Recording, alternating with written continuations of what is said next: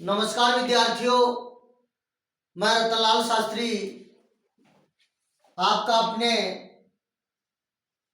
संस्कृत ज्ञान निधि चैनल में स्वागत करता हूं। विगत कक्षाओं में हमने उच्चारण स्थान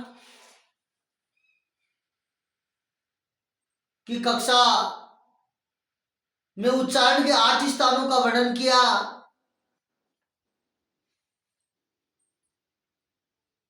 पाणिनि के अष्टाध्यायी के अनुसार 8 उच्चारण स्थान माने गए हैं, परंतु परवर्ती व्याकरणाचार्यों ने 7 ही उच्चारण स्थान स्वीकार किए गए हैं, अर्थात 8वां उच्चारण स्थान उरस को जीवा द्वारा स्पर्श न करने के कारण उच्चारण स्थान स्वीकार न किया गया है। पिछली कक्षा में हमने 5 उच्चारण स्थानों का अध्ययन किया। उच्चारण स्थानम हमने अध्ययन किया कि कुछ वर्ण ऐसे होते हैं जिनके दो दो भी उच्चारण स्थान होते हैं। इसी क्रम में हमने पिछली कक्षा में लगभग 5 उच्चारण स्थानों का अध्ययन किया। पहला हमारा उच्चारण स्थान था विद्यार्थियों कंठ, जिसका हमने अध्ययन किया। कंठ में हमने पढ़ा था अकु है विसर्जनीय नाम, अकु है विसर्जनीय नाम, अकु है विसर्जनीय नाम कंठ है। इसमें हमने बताया था ए आ कैवर्ग,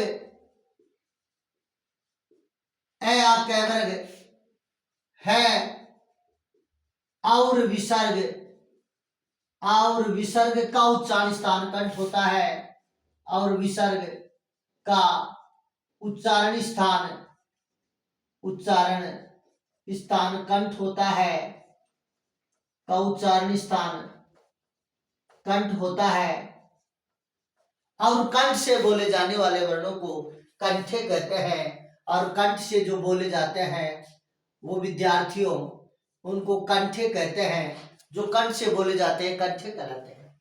इस प्रकार से दूसरा उच्चारण स्थान हमने अध्ययन किया तालु, तालु का हमने अध्ययन किया। इसमें हमने अध्ययन किया, इसका सूत्र था इचुए सानाम तालु, इचुए सानाम तालु, अर्थात इसमें हमने अध्ययन किया था ई लघु के साथ में गुरु भी होता है। ई चू का मतलब होता है चैवर्ग, ई चैवर्ग, य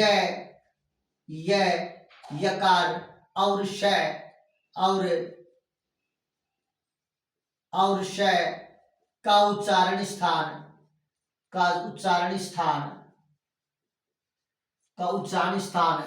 तालु होता है, का उच्चारण स्थान तालु होता है, इसका उच्चारण स्थान तालु होता है। और जो तालु से बोले जाने वाले वर्ण हैं वो तालव्य कहलाते हैं। विद्यार्थी तालु से बोले जाने वाले वर्णों को तालव्य कहते हैं। इसके बाद में हमने तीसरे प्रकार का उच्चारण स्थान पढ़ा। तीसरा उच्चारण स्थान है ऋतु रसायन मूर्धा। इसके बाद में हमने मूर्धा उच्चारण स्थान पढ़ा। इसका सूत्र है विद्यार्थियों ऋतु रसायन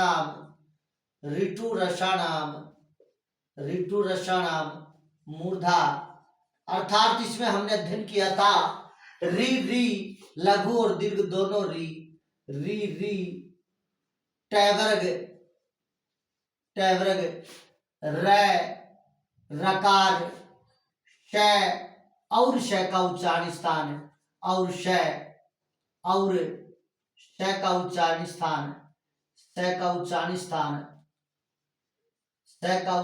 स्थान मूर्धन्य होता है, मूर्धा होता है। इनका उच्चारण स्थान मूर्धा होता है, और मूर्धा से जो बोले जाने वाले वर्ण हैं मूर्धा होता है। और मूर्धा से जो बोले जाने वाले वर्ण हैं वो मूर्धन्य कहलाते हैं। जो मूर्धा से बोले जाते हैं वो मूर्धन्य कहलाते हैं। इसके बाद में चौथा पढ़ा हमने विद्यार्थियों ऋतुलसानाम दंता। चौथा हमने पढ़ा दंता।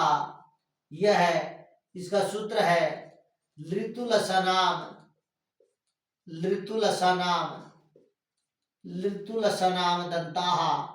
ये हमने पढ़ा।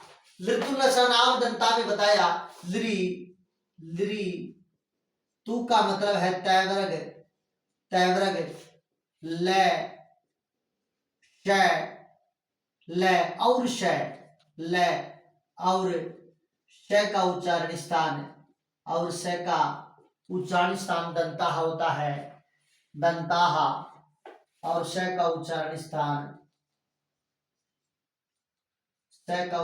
स्थान दंता होता है दंता है होता है।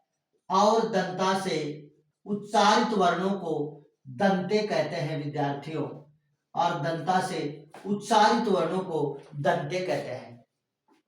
इसके बाद में पांचवा उच्चारण स्थान जो कि हमने विगत की कक्षा में पढ़ा ओष्ठव उच्चारण स्थान, इसका भी हमने अध्ययन कर लिया।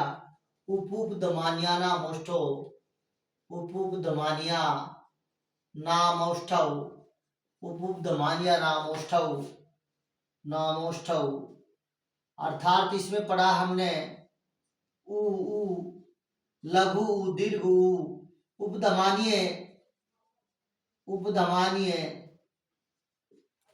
उपधमानीय उपधमानीय वर्ण उपधमानीय होता है प और फ से पहले यदि अर्ध विसर्ग सदृश चिन्ह आ जाता है तो अर्ध विसर्ग सहित प फ को उपधमानी कहा जाता है। उ तथा उपधमानीय उप पैवर्ग, इसमें पैवर्ग भी है विद्यार्थियों।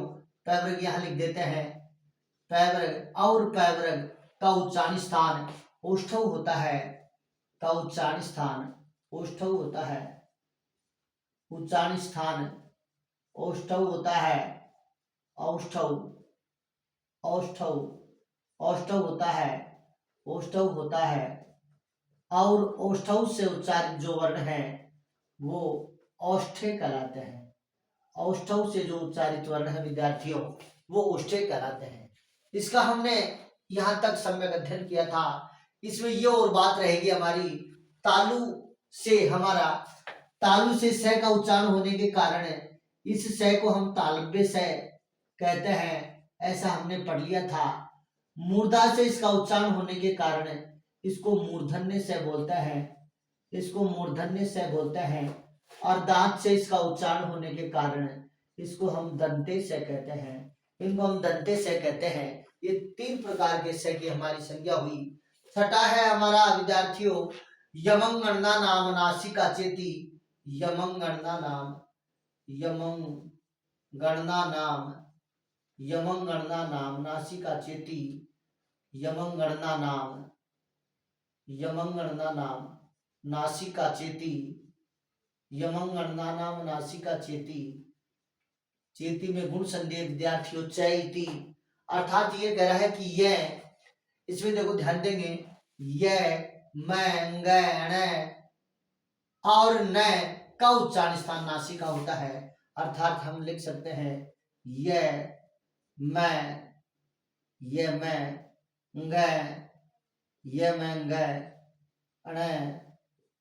न और 3 2 5 यमंगणना नाम नासिका चेती। और न का उच्चारण स्थान अण और न का उच्चारण स्थान और न का उच्चारण स्थान न का उच्चारण स्थान नासिका होता है नासिका होता है। और नासिका से बोले जाने वर्णों को नासिका से उच्चारित वर्ण और नासिका से उच्चारित वर्ण नासिके कहलाते हैं। और नासिका से जो उच्चारित वर्ण है वो नासिके कहलाते हैं, वो नासिके नासिक्य कहलाते हैं। नासिका से उच्चारित वर्ण नासिक्य कहलाते हैं विद्यार्थियों। नासिका से उच्चारित वर्ण नासिक्य कहलाते हैं। अर्थात यमंग गणना नाम नासिका चेती च और इति, इस प्रकार से अर्थात य मैं ग अण और न का उच्चारण स्थान नासिका होता है और नासिका से उच्चारित होने वाले वर्णों को नासिक्य कहा जाता है। नासिका से एक वर्ण का उच्चारण स्थान होता है विद्यार्थियों, वो अनुस्वार है। अर्थात इसमें हम छठा ये सातवां लिख सकते हैं। ये छह उच्चारण स्थान हमारा, ये छह उच्चारण स्थान, पहले सारे उच्चारण स्थानों को हम लिख सकते हैं। सातवें प्रकार का उच्चारण स्थान अर्थात इसे सातवां क्रम में देकर के हम एक दूसरा सूत्र दे सकते हैं। इसमें नासिका का एक सूत्र है, ये छह का एक पहला सूत्र हम दे सकते हैं इसको, छह का पहला। अब छह का एक दूसरा सूत्र हम इसको दे सकते हैं विद्यार्थियों एक साथ के लिए कि नासिका अनुस्वार से, नासिका नासिका अनुस्वार से, नासिका अनुस्वार से, नासिका अनुस्वार से। अर्थात ये कहता है विद्यार्थियों, ये कहता है कि अनुस्वार का उच्चारण स्थान भी नासिका होता है।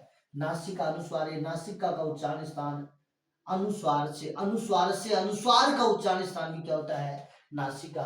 अर्थात हम कह सकते हैं कि अनुस्वार का अनुस्वार अनुस्वार अनुस्वार किसी भी वर्ण के ऊपर लगने वाली जो बिंदु मात्र की जो चिन्ह होता है वो अनुस्वार कहलाता है। अनुस्वार का उच्चारण स्थान, अनुस्वार का उच्चारण स्थान, अनुस्वार का उच्चारण स्थान भी नासिका होता है। अनुस्वार का उच्चारण स्थान भी विद्यार्थियों नासिका ही होता है। अनुस्वार का उच्चारण स्थान भी नासिका होता है। अनुस्वार का उच्चारण स्थान भी नासिका होता है। यहाँ तक हम अध्ययन करेंगे। इसके बाद में है आपका जो सातवां उच्चारण स्थान है, सातवां स्थान है आपका विद्यार्थियों जीवा मूल। सातवां उच्चारण स्थान आपका जीवा मूल है। ये अंतिम उच्चारण स्थान है विद्यार्थियों। सात ही उच्चारण स्थान हमारे होते हैं। सिद्धांत कौमुदी और लघु सिद्धांत कौमुदी में सात उच्चारण स्थान होते हैं। जीवा मूलम, जीवा मूलम, जीवा जीवा मूल। और सातवें प्रकार का जो हमारा उच्चारण स्थान है विद्यार्थियों वह है जीवा मूल। जीवा मूलस्य जीवा मूलम, जीवा मूलस्य, जीवा मूलस्य, जीवा मूलस्य जीवा मूलम, जीवा मूलस्य, जीवा मूलस्य जीवा मूलम, जीवा मूलस्य जीवा मूलम। अर्थात जीवा मूल से उच्चारित वर्णों को ही जीवा मूल कहते हैं। जीवा मूल, जीवा मूलम, जीवा मूल्यस्य जीवा मूलम, जीवा मूल्यस्य, जीवा मूल्यस्य, जीवा मूल्यस्य, जीवा मूल्यस्य, जीवा मूल्यस्य, जीवा मूल्यस्य जीवा मूलम। अर्थात अर्थात जीवा मूल से उच्चारित वर्णों को जीवा मूल्य कहते हैं। जीवा मूल्य से जीवा मूलम, जीवा मूल से उच्चारित वर्णों को जीवा मूल्य कहते हैं। जीवा मूल, जीवा मूल, जीवा मूल से उच्चारित वर्णों को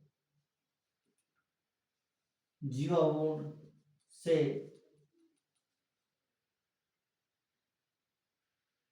जीवा मूल का जीवा मूल यस्य जीवा मूलम, जीवा मूल्य वर्णों का उच्चारण स्थान जीवा मूल होता है। जीवा मूल्य वर्णों का, जीवा मूल से उच्चारित वर्णों को जीवा मूल कहते हैं। जीवा मूल से उच्चारित वर्णों को जीवा मूल या जीवा मूल्य वर्णों का उच्चारण स्थान जीवा मूल होता है। जीवा मूल्य उपधमान्य वर्ण और जीवा मूल्य वर्ण, जीवा मूल्य वर्ण, जीवा मूल्य से जीवा मूल्य वर्णों का उच्चारण स्थान, जीवा मूल्य वर्णों का। तो जीवा मूल्य वर्ण कौन कौन से विद्यार्थियों? जीवा मूल्य वर्णों यदि विसर्ग से पहले, यदि क और ख से पहले अर्ध विसर्ग आ जाए तो अर्ध विसर्ग सदृश क और ख को जीवा मूल्य कहा जाता है। जीवामूलीय वर्णों का उच्चारण स्थान जीवामूल होता है। जीवामूल होता है और जीवामूल से उच्चारित वर्णों को जीवामूलीय कहा जाता है। उच्चारण स्थान जीवामूल होता है और जीवामूल से उच्चारित वर्णों को जीवामूल होता है और जीवामूल से उच्चारित वर्णों को जीवामूल से उच्चारित वर्णों को जीवामूल से उच्चारित वर्णों को जीवामूल से उच्चारित वर्णों को जीवामूलीय कहा जाता है। उच्चारित वर्णों को जीवामूल से उच्चारित वर्णों को जीवामूलीय कहा जाता है। जीवामूल से उच्चारित वर्णों को जीवामूलीय कहा जाता है। जीवामूलीय कहा जाता है। ध्यान देंगे विद्यार्थियों, जीवामूल के बारे में आपको पहले से बता दिया गया, उपधमानी के बारे में भी आपको पहले से बताया। ये हमारे 7 उच्चारण स्थान है, परंतु कुछ वर्णों के 2-2 उच्चारण स्थान होते हैं। ध्यान देंगे बेटा, यहाँ ये लिख सकते हैं हम परंतु परंतु परंतु कुछ वर्णों के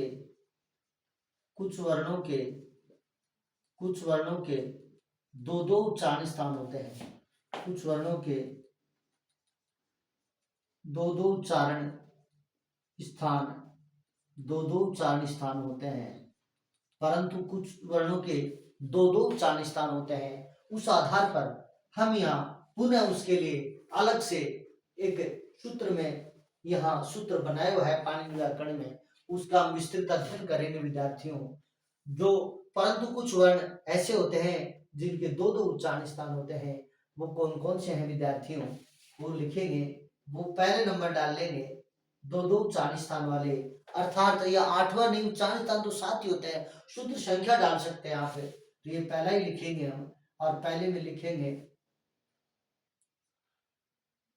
ए दई कंठ तालु। पहला सूत्र है ए दई कंठ तालु।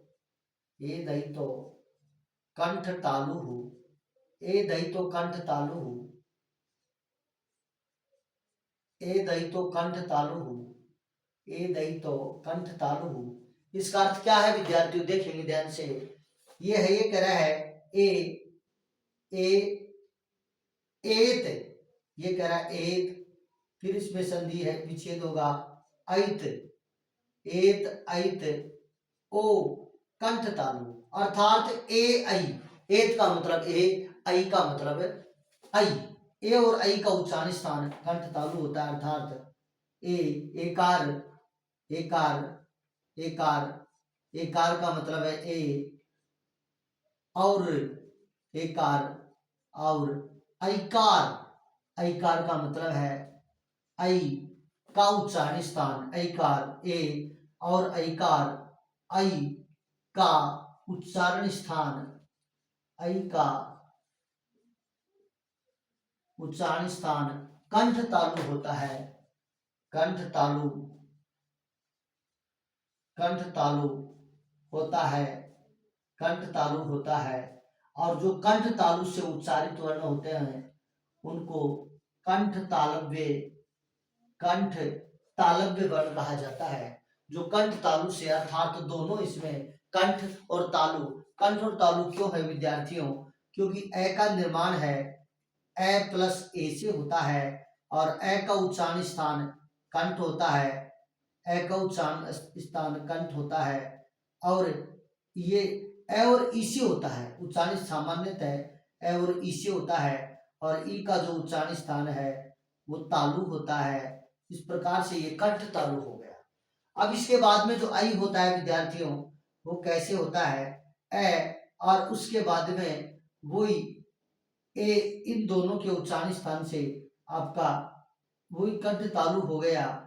ए और ऐ से, ए और ए से ऐ का निर्माण होता है। अब ये ए हो गया कंठ, ये कंठ हो गया, और फिर ये ए जो निर्मित हुआ वही कंठ तालु से बनता है, तो ये कंठ तालु हो गया, ये कंठ तालु से निर्मित हो गया। इस प्रकार से कंठ और तालु दोनों के मेल से जो उच्चारण होता है वो ए और ऐ है, अर्थात इसके दो दो उच्चारण स्थान है, पहला कंठ और दूसरा तालु। इसके बाद में विद्यार्थियों दूसरा है ओ दौतो कंठोष्टम, ओ दौतो, ओ दौतो, ओ दौतो कंठौष्टम, ओ दौतो कंठौष्टम, ओ दौतो कंठस्थम, ओ दौतो, ओ दौतो कंठोष्टम। ये हमारा सूत्र विद्यार्थियों। देखेंगे औ दौतो में क्या है, देखो ओत, औत, और फिर यह बनता है औत, औत, औत, ओ कौ स्थान। ओत का मतलब है विद्यार्थियों ओकार, ओ, औत का मतलब है औकार, औ, अर्थात वही लिख सकते हैं ओकार। ओकार का मतलब है ओ, और, ओ और, या तथा लिख देंगे यहाँ, औ से संशय नहीं हो इसलिए तथा, तथा, औकार, औकार का मतलब औ, का उच्चारण स्थान, का उच्चारण स्थान, का उच्चारण स्थान, का उच्चारण स्थान। कंठोष्टम होता है, कंठ और ओष्ठ होता है, कंठ और ओष्ठ होता है, कंठोष्ठ होता है, कंठोष्ठ होता है, कंठोष्ठ, कंठोष्ठ होता है, कंठोष्ठ होता है। और कंठोष्ठ से जो उच्चारित वर्ण है उनको कंठोष्ठ, कंठोष्ठव्य, कंठोष्ठव्य, कंठोष्ठ, कंठोष्ठ, कंठोष्ठ वर्ण कहते हैं। कंठ और ओष्ठ से जो उच्चारित वर्ण है उनको कंठोष्ठ कहते हैं। वो ये विद्यार्थी ये कैसे बना, देखो ए और उससे मिलकर के बना, तो ए तो क्या होता है विद्यार्थियों कंठ है, और ये ओष्ठ है, उ का उच्चारण स्थान ओष्ठ है, इस प्रकार ये कंठोष्ठ बना।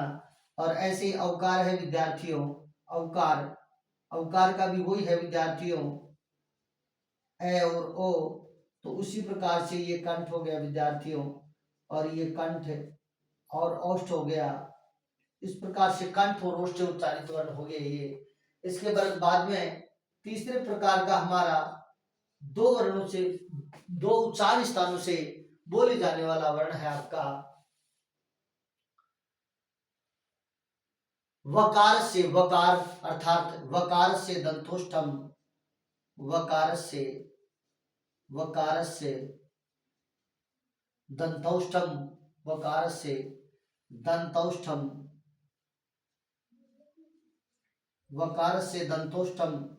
ध्यान देंगे विद्यार्थियों वकार का मतलब वह होता है, वकार का मतलब वह होता है, और वह का उच्चारण स्थान दंत और ओष्ठ होता है। तो क्या लिखेंगे विद्यार्थियों, वकार, वकार, वकार का मतलब वह का उच्चारण स्थान, वह का उच्चारण स्थान, वह का उच्चारण स्थान, वकार का मतलब वह का उच्चारण स्थान दंतौष्ठ होता है, दंतौष्ठ, दंतौष्ठ होता है, वह का उच्चारण स्थान दंतौष्ठ होता है। और दंतौष्ठ उच्चारित वर्णों को दंतौष्ठ कहते हैं, दंतौष्ठ, दंतौष्ठ कहा जाता है। ये तो थे हमारे दो उच्चारण स्थान, और इस प्रकार से हमारे ये दो दो वर्णों के उच्चारण स्थान नासिका अनुसार से आपको बता दिया था विद्यार्थियों।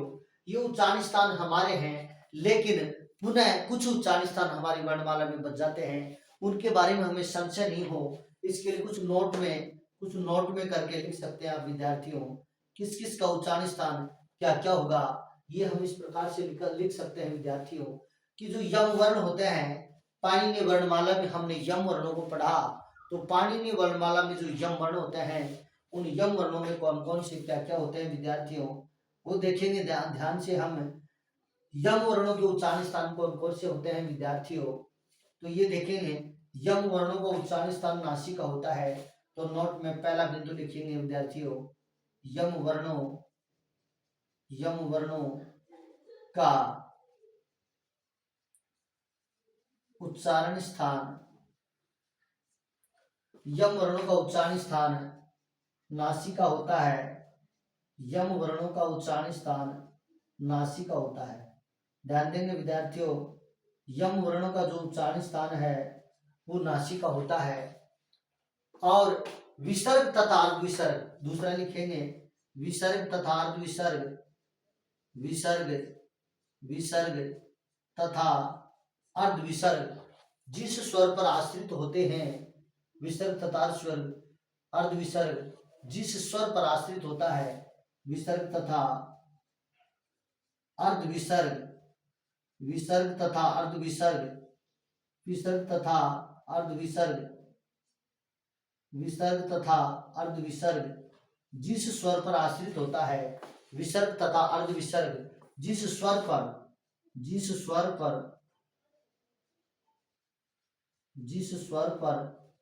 आश्रित होता है, जिस स्वर पर आश्रित होता है, विसर्ग तथा अर्धविसर्ग जिस स्वर पर आश्रित होता है, जिस स्वर पर आश्रित होता है उसके अनुसार उसका उच्चारण स्थान परिवर्तित होता रहता है। उसके अनुसार उसका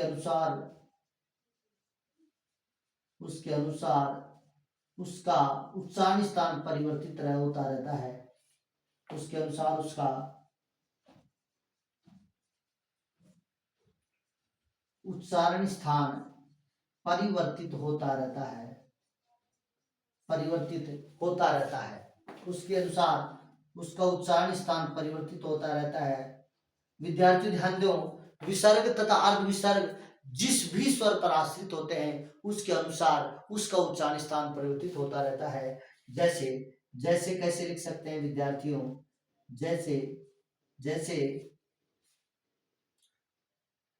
जैसे राम है। अब यहाँ ये अ पर आश्रित है, ये किस पर आश्रित है विद्यार्थियों, ये अ पर आश्रित है, इसलिए इसका उच्चारण स्थान विद्यार्थियों, इसका उच्चारण स्थान क्या होगा, इसका उच्चारण स्थान होगा कंठ है, इसका उच्चारण स्थान कंठ होगा, इसका उच्चारण कंठ होगा।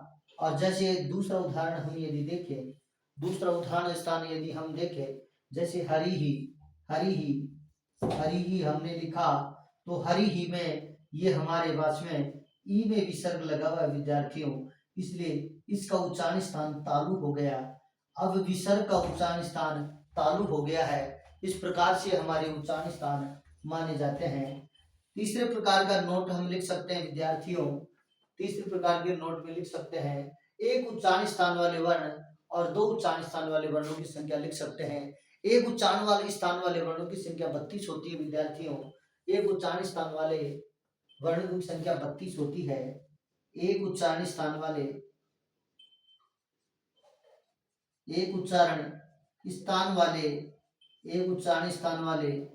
वर्णों की संख्या, एक उच्चारण स्थान वाले वर्णों की संख्या 32 होती है, 32 होती है विद्यार्थियों। अब ये 32 कौन कौन सी होती है, और इसके अलावा ये 32 वर्णों की संख्या है, ये 32 वर्णों की संख्या कौन कौन सी है विद्यार्थियों, ये अब हम देख सकते हैं। देखो ये कितने हुए, एक एक उच्चारण स्थान वाले वर्णों की संख्या, ये देखो 1 2 2 और 5 7 8 हो गए। ये 8 तो हमारे ये हुए, देखिए विद्यार्थियों 8 तो हमारे ये हो गए, 1 2 2 और 5 7 8 और 9 ये हो गए विद्यार्थियों। पुनः हम देखेंगे 1 2 5 7 8 1 9, ये भी हमारे 9 हो जाते हैं। दंता में देखोगे 1 6 7 और 8, ये हमारे उच्चारण स्थान 8 हो गए विद्यार्थियों। ओष्ठों में देखेंगे 1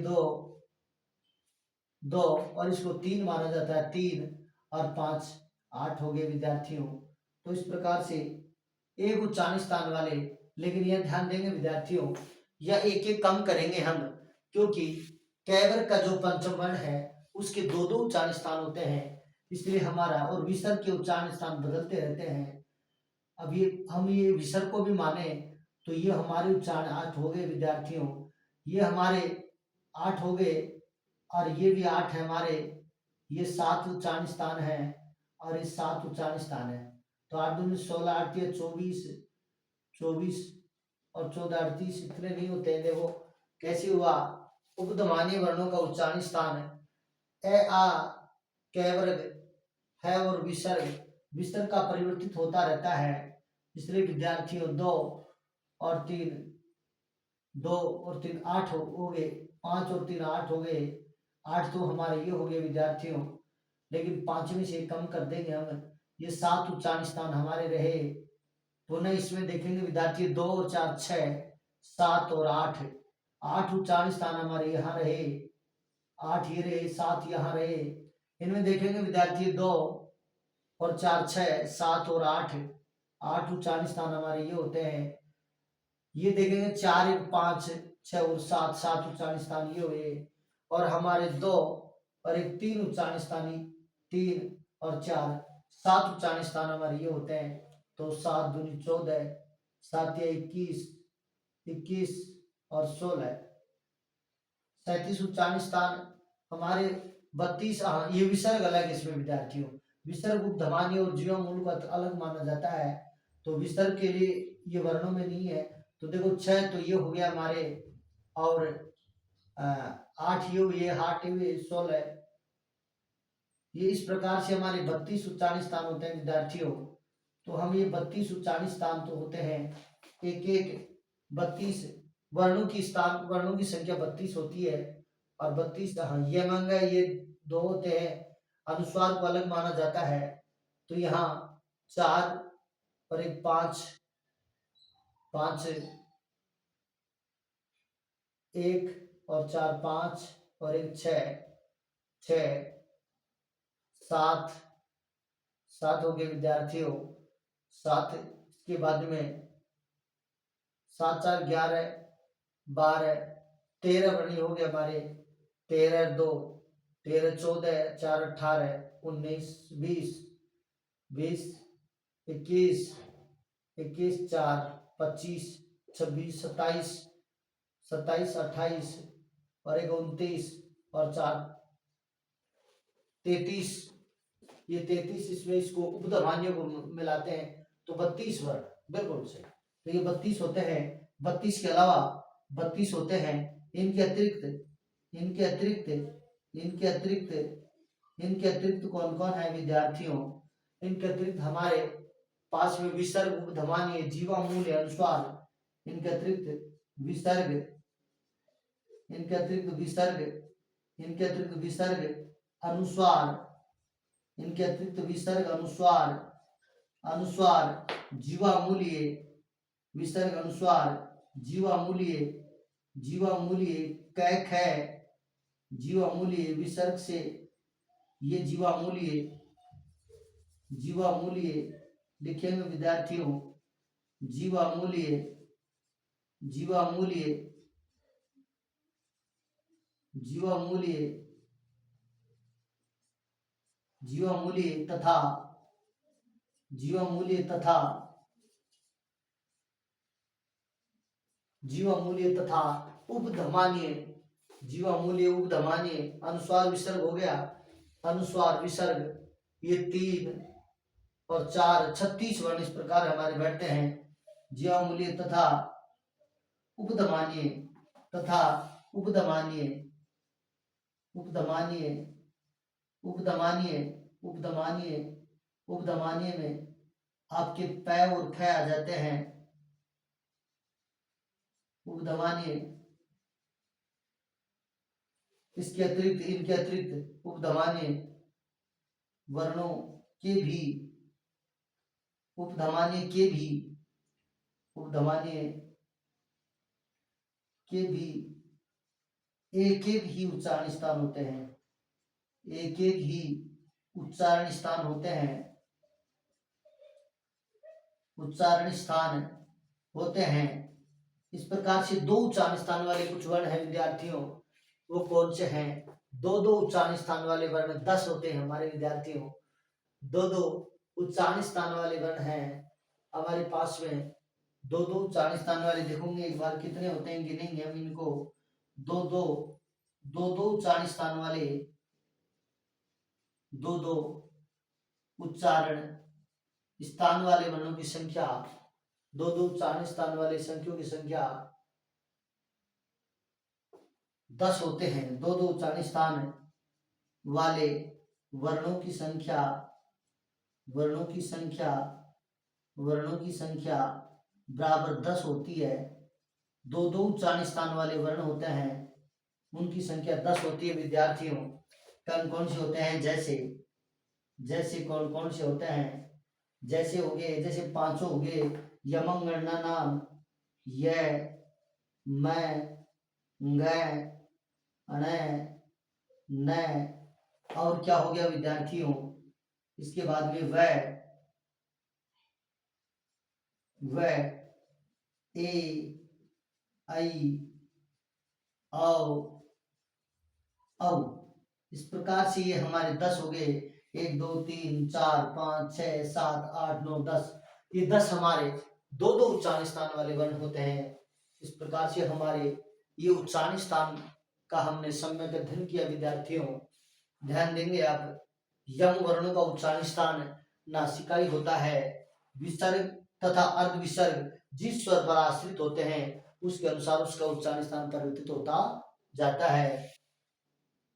जैसे रामे में ए है, ए के आश्रित होकर के विसर्ग है, तो अब विसर्ग का उच्चारण स्थान कंठ होगा। हरिही में विसर्ग ई पर आश्रित होने के कारण, ईश्वर पर आश्रित होने के कारण यहाँ इसका उच्चारण स्थान, इस विसर्ग का उच्चारण स्थान तालु माना जाएगा। एक उच्चारण स्थान वाले वर्णों की संख्या 32 होती है। इसके अतिरिक्त विसर्ग, अनुस्वार, जीवा मूल्य तथा उपदमान्य वर्णों के भी एक एक ही उच्चारण स्थान होते हैं। चौथा आपका है, दो उच्चारण स्थान वाले वर्णों की संख्या 10 होती है। जैसे य, म, ग, ण, न, ये 5 तो आपके प्रत्येक वर्ग के पंचम वर्ण। व, इसके भी दो उच्चारण स्थान होते हैं। वकार से दंतोष्टम, ए, आई, ओ, औ, ये भी दो दो उच्चारण स्थान वाले वर्ण होते हैं। ये हमारे उच्चारण स्थान थे। आप इनका स्क्रीनशॉट ले सकते हैं। धन्यवाद।